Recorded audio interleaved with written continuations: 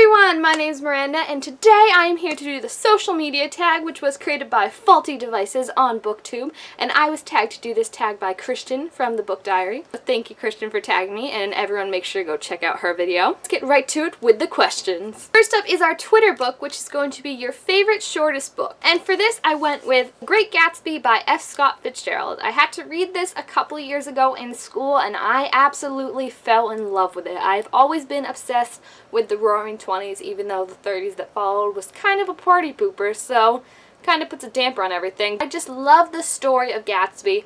I think it encompasses the American dream and all the pros and cons of it in a beautiful, beautiful way, and it's just written so great. And I love that it's so short because I feel like a lot of times in school we get these big giant books and people are like, ugh, I don't want to read this, I don't have time. But I got home, I read this literally like in probably a day. It was so short but so good. I just loved it so much. And the movie of Leonardo DiCaprio was pretty good, but there's just nothing that can compare to this book for me because I love it so much. Next up is the Facebook book. What? Yeah, the Facebook book. And this is a book that everyone pressured you into reading. For this I chose If I Stay by Gail Forman. And look at the nice pretty movie version cover I got at Target. I've known about this book for years and years and years and years, and I've just never wanted to read it because it sounds so incredibly sad. I mean, it's about a girl who gets in a car accident and basically has to choose if she's gonna live or she's gonna die, and that's sad. So I was always very hesitant to read it because I felt like either it was gonna make me bawl my eyes out or there was a chance that it could just feel really forced and really kind of cheesy. But then all my friends were like, read it!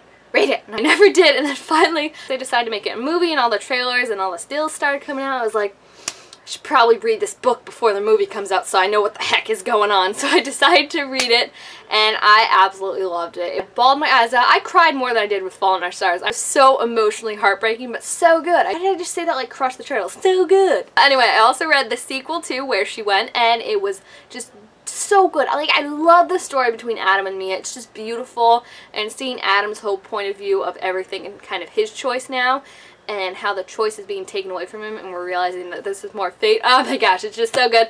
And I can't wait to see the movie and cry all over again. Oh, just breathe in the feels. The Tumblr book, my personal favorite because I love Tumblr. I spend way too much time on there. I've actually gotten my post limited that said I reached my daily post. I didn't know that was a thing. But anyway, this is a book you read before. It was cool. And for this I chose Divergent by Veronica Roth because I am one of the lucky few, well, I mean, there's probably like thousands of people who could say this, but read Divergent when it first came out before it really exploded. I mean, it was really popular from the get-go, but this is before it got turned into a movie and all the sequels came out and everyone was like, Divergent is amazing! I was kind of just like, guys, all you people reading the Hunger Games right now for some reason and fall in love with it, there's a new book you're gonna love just as much. I just love that I was kind of one of the first to discover this and read it and then watched as it got popular and popular and kind of see everyone else love it and then explode and all the feels of each book and all the fandom. I'm not actually the biggest fan of the series anymore thanks to the ending of Allegiant, but Divergent will always be my favorite in the series. Just one of my favorite books in general. I think it's really good. The other two books in the series, not so much, and I still have to read 4, but this book was really good, and I am proud to say that I knew it before it was cool. So take that, all you hipsters out there. What? Now for the Myspace book, this is a book that you don't remember whether you liked or not. And unfortunately, I don't know how to answer this because although I may not be able to remember what my life was like when I was 2 years old or what my favorite outfit was when I was 4 years old, the one thing that I have always been able to remember is how I feel about a book. I don't always know exactly what I'll rate it, but I can just remember reading books. I might not remember exactly what they're about, but I know just from the covers or the descriptions how I felt about them instantly, if I like them or not. So there's not really any book out there that I can't remember liking or not. Every single book I've read, or I remember reading at least, I'm sure there's books out there that I forgot reading, I know what I felt about them. So I can't answer this question, and I feel like this is a cop-out, but there's just no book that I can think of that I'm indecisive about it. It's just not happening, sorry. Next up is the Instagram book, which I don't have an Instagram, so this is gonna be interesting. I mean Instagramming. Oh, you get what I'm going there? I'm so sorry for that. This was a book that was so beautiful, you had to Instagram it. And again, I don't have an Instagram, so I never had to Instagram a book. But, if I had to pick one, well, I would definitely Instagram this little book right here, Anna and the French Kiss by Stephanie Perkins. The cover is really cute and gives me warm and fuzzy feelings inside, but then the story is really adorable too. I've always been obsessed with Paris and London, and this book takes place in Paris, so it's kind of all my dreams come true. And it was just a really, really cute romance story without a love triangle or added complications, even though it did really start to drag when I was like, just kiss already!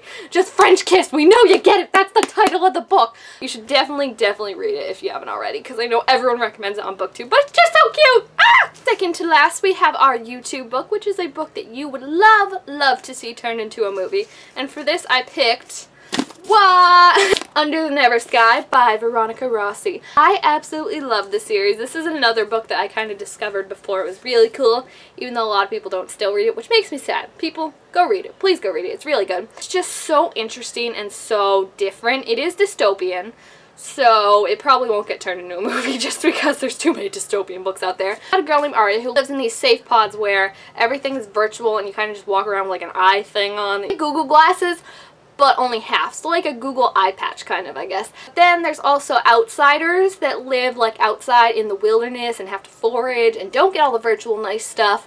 And the girl Aria gets kicked out and has to kind of find her way, and there's romance and there's action, and it just makes the perfect movie.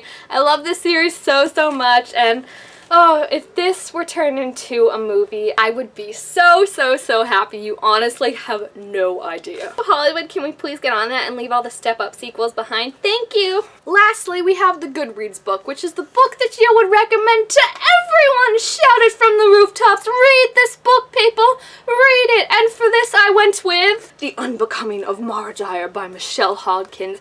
I would legitimately pick this book for every single tag that I just mentioned, except probably for Knew It Before It Was Cool, because fortunately I discovered it like a year after it came out, so I can't really claim that one, but oh my gosh, this book is amazing. I feel like I describe it in every single one of my videos, so you should probably all know what it's about, but here's the description anyway. It's about a girl named Mara Dyer, whose name is not really Mara Dyer, as we learned in the beginning. It is a pseudonym because she needs a lawyer for something and has to be protected. At the beginning of the book, she is in an accident in an abandoned building with her friends and her boyfriend. Everyone else dies except her, so she and her family decide to move to Florida to escape kind of the trauma and all that, but she still has major PTSD and is having trouble adjusting to the new setting and dealing with all the trauma of the accident and all the memories, because she can't really remember what happened. She just knows that she's the only one that walked away for some reason. And then throughout the story, as we're learning things, Mara starts to go, how should I put this delicately, a little One Flew Over the Cuckoo's Nest. She goes crazy in that we don't know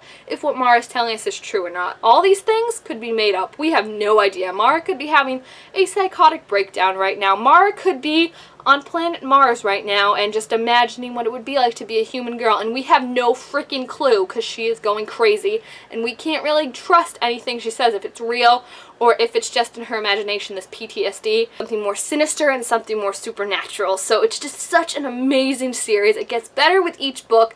The third and final book comes out in November after being pushed back like 40 million times, and I am just ready for this book to come out because oh my gosh, it's just, it consumes me.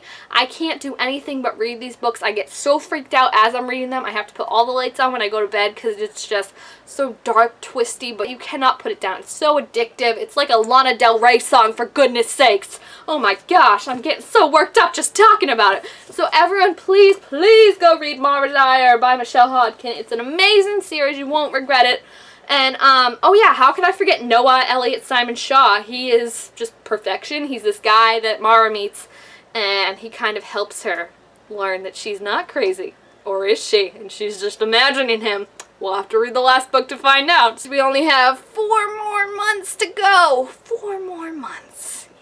Alright everyone, so that is the social media book tag. Thank you again, Kristen, for tagging me. And if you want to do a social media tag, please feel free to do it. I will leave specific people that I tag down below. Most importantly, as fun as all these social media sites are, don't forget to put them down every once in a while and enjoy an old-fashioned book, especially this one, because I'm telling you that nothing is better than reading a great story and just being immersed in it, so you can't do anything but photosynthesize and breathe. It's just the best. So thank you all for watching. I'm Miranda, and I will see you next time. Bye!